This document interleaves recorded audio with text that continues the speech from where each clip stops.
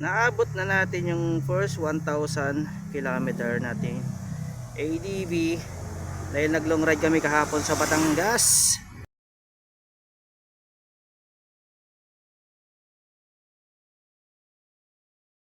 So sabi ko nung una dapat i-change oil ko to bago mag rides, pero yun pala naalala ko yung warranty, baka ma-void kasi pagka change oil natin.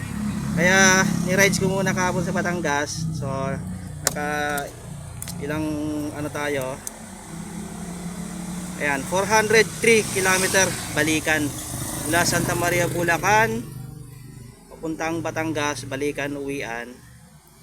So dadali natin to sa Honda sa casa mismo para sila mag-change oil at magkaroon ng record para hindi ma-void yung warranty.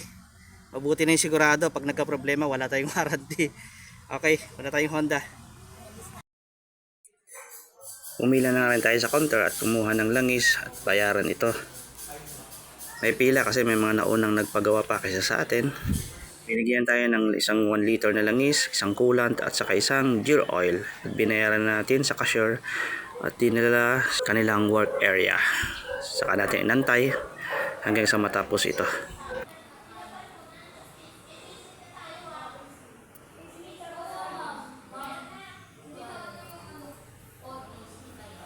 So ayun, natapos na yung change oil. Tinanggal na rin nila yung oil change reminder.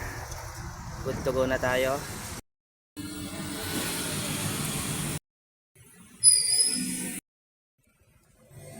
So pangalawang full tank na natin to. Nung nag full tank tayo bago umalis Santa Maria, nagpa full tank naman tayo dun sa Batangas.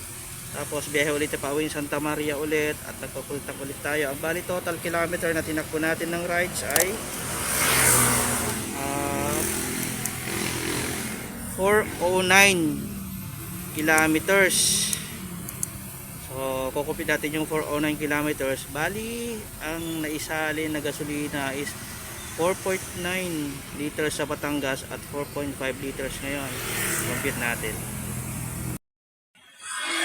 So overall na average na gas consumption natin ay 43 km per liter.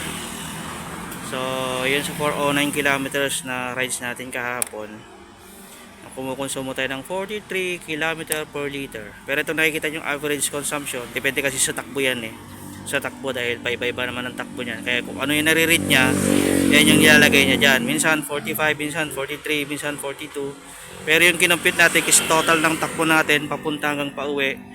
So nag-average siya ng 43 km per liter. So yun yung consumption ni ADV.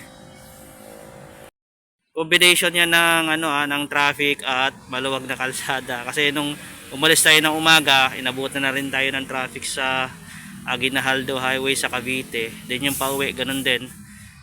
Traffic din tayo sa Aguinaldo Highway.